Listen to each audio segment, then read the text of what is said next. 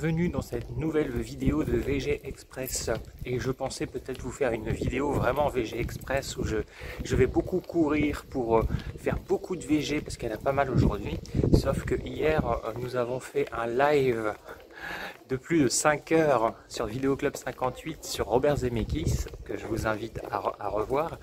Donc aujourd'hui j'ai comment dire, la tête dans le fondement. Mais l'avantage aujourd'hui, c'est que j'ai 2 VG déjà dans ma ville, dont le premier qui est juste à 2 rues de chez moi, quoi. Je traverse ma rue, je descends une petite rue et je suis pile devant un VG. Et ensuite, il y a un VG qui est pas très loin de mon Emmaüs, donc qui va me demander quelques minutes de vélo pour aller là-bas.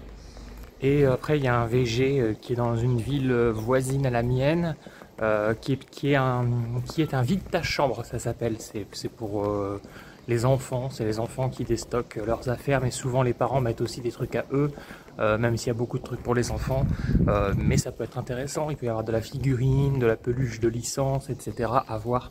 Bon bref, j'arrive sur le premier VG en bas de chez moi et je me dis qu'il est plus petit que d'habitude parce que je vois qu'ils ont mis plein de chaises par rapport aux bars et aux restaurants qui sont en face. Et d'habitude, il n'y a pas les chaises, il y a beaucoup plus de stands.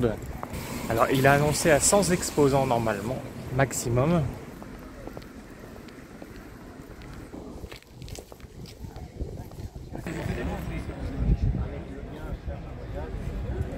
Five minutes later.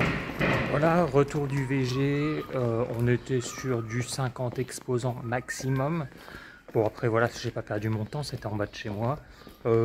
Trouvé quelques petites choses, ça va, c'était sympathique à faire malgré la taille, malgré le petit nombre d'exposants. Donc là, vu que je suis à côté de chez moi, je retourne chez moi prendre le vélo pour aller au VG qui se trouve presque en dehors de ma ville, pas loin de là où se trouve mon Emmaüs.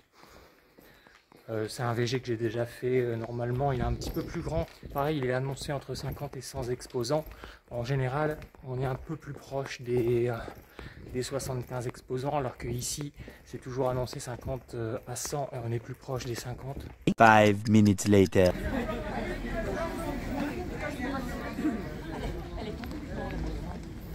Five minutes later. 30 exposants à tout casser, donc c'est nul en termes de prédiction, hein, puisque c'était annoncé entre 50 et 100. Bon allez, on part sur le troisième. 5 minutes later. Voilà, donc j'arrive sur le vide ta chambre, que je pense qu'on pourrait rebaptiser rempli mon appart. 5 minutes later. Troisième VG terminé, il est même pas 11 h alors que je me suis levé un petit peu plus tard que d'habitude vu que j'étais crevé après le live. Celui-ci, comme les deux autres annoncés, jusqu'à 100 exposants et encore une trentaine. Et en plus 1 € l'entrée. Je trouvais rien, c'est vraiment sur les 2-3 derniers stands où j'ai pris 2-3 babioles. Et heureusement que c'était des petits prix, ça me rentabilise l'entrée. Mais vraiment pas ouf du tout. Donc là, je suis obligé de repasser de toute façon devant chez moi. Donc je vais vider mon sac parce que bon, même si j'ai pas trouvé grand chose sur les 3 VG, j'ai quand même des petites babioles qui me remplissent un peu un quart, un tiers du sac. Donc je vais décharger ça et je vais voir si je me mets en route ou pas pour un autre secteur un peu plus compliqué, mais où là il pourrait y avoir jusqu'à 3-4 VG à faire. Je vais essayer, je vais voir. Là, il n'est pas 11 h et il fait déjà très chaud. J'entends les gens se plaindre de la chaleur et tout ça. Et c'est vrai qu'il fait déjà très lourd. Donc, on va voir. J'improvise. Et bien, au final, retour à la maison puisque le temps s'est dégradé. Je suis rentré, j'ai déposé mon butin, j'ai grignoté vite fait. Et le temps de grignoter, voilà, la pluie s'est mise à tomber. Bon, après, il y a refait soleil, il y a refait pluie. Voilà, ça n'a pas arrêté de l'après-midi. Donc j'avais prévu 7 VG, j'en ai fait que 3, 3 annoncés à 100 exposants, au final quasiment 30, 40 à chaque VG, donc assez déçu, peu de récolte, mais je vous présente quand même ce que j'ai trouvé. Sur le premier stand, je vois des DVD, j'en vois un qui m'intéresse, et le mec me dit c'est 1 €, donc dans ma tête, pendant cette fraction de seconde, je me dis je vais prendre celui que j'ai vu, les 5, il me dit. Bon bah du coup... je vais en prendre 5. J'ai donc tenté Captivity, un film voilà, d'un mec qui est prisonnier sur Mars, hein, donc ça me fait penser à Seul sur Mars, à Robinson Crusoe sur Mars, si, ça existe. J'ai tenté The Way, La route ensemble, je ne connais pas, je connaissais l'affiche de ce film, mais voilà, je m'étais pas trop renseigné dessus. Il y a Martin Sheen, il y a Emilio Estevez, on verra. J'ai pris le digipack de Une vie de chat de Philippe Geluck. Je me souviens d'avoir déjà vu quelques planches de cette bande dessinée. Il y avait vraiment des bons mots, il y avait vraiment des petits trucs assez amusants. Donc voilà, je vais tenter ce DVD. Spy avec Melissa McCarthy et Jason Statham et Jude Law en version longue inédite. Voilà, j'ai jamais vu ce film, mais voilà, Statham dans une comédie qui parodie les films d'espionnage, pourquoi pas. Et le cinquième, j'ai pris Phil Collins, le digipack voilà, de son concert Finally the First Farewell Tour. Ne jalousez pas mon accent anglais.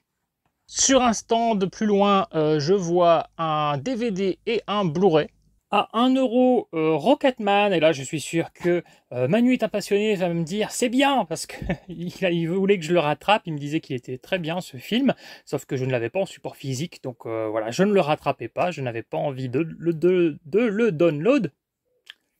C'est dur à dire, hein, de le download. Ah bah non, en fait non. Je upgrade La La Land, un film que j'avais beaucoup aimé, qui divise quand même un peu, hein. Il y a beaucoup de gens qui l'ont trouvé très beau et beaucoup de gens qui l'ont trouvé très surcoté et surtout qui n'aiment pas les comédies musicales. Moi personnellement, ça a plutôt marché sur moi. Je dirais pas que les chansons sont forcément extrêmement mémorables, mais le film reste beau et l'histoire d'amour entre les deux m'a beaucoup plu. Sur un stand un petit peu plus loin, un autre DVD à 1 €, Hum Tum. Je ne connais pas du tout ce film, mais c'est du cinéma bollywoodien. Et j'aime bien, moi, le cinéma de Bollywood. J'aime bien leur fantaisie, j'aime bien le côté comédie musicale, j'aime bien leur voix, j'aime bien leur style. Et donc, je suis content parce que ça faisait un petit moment là que je tombais tout le temps sur le même vendeur qui avait des films bollywoodiens, mais que en VO non sous-titrés. Et là, je tombe enfin sur un film bollywoodien où il y a les sous-titres. Mon dernier achat sur ce VG est, oui, déjà, un item qui m'a interpellé. E.T. l'extraterrestre, le récit de Gertie. C'est un livre-disque de 45 tours avec l'histoire de E.T., avec des photos, etc. Enfin, un résumé de l'histoire. Et donc, c'est apparemment raconté par Gertie. Alors, je sais pas du tout si en VO, c'était Drew Barrymore qui le racontait. En VF, du coup, je ne sais pas qui a fait la voix. Mais j'étais très intrigué par cet objet. Je l'avais jamais vu, je savais pas qu'il existait. Voilà, du coup, l'histoire d'E.T. racontée par Gertie, je suis très curieux. Je sais pas du tout si c'est coté, si ça a de la valeur. En tout cas, ça c'est plus pour ma collection personnelle. Mais j'étais très curieux parce que je n'ai vraiment jamais vu cet objet. J'ignorais complètement son existence. Est-ce que vous le connaissiez? Je me rends donc sur le second VG. Comme vous avez vu, très peu d'exposants. Et j'ai trouvé qu'une seule chose, un Blu-ray. Le Blu-ray donc de Nos étoiles contraires en version longue inédite. On m'a dit beaucoup de bien de ce film, on m'a dit qu'il était très beau, mais jusqu'ici je ne me suis jamais lancé. Voilà. Je me rends sur le troisième VG et là je fais pas mal de stands, j'arrive à peu près aux 3/4 et je trouve enfin un DVD à 50 cents.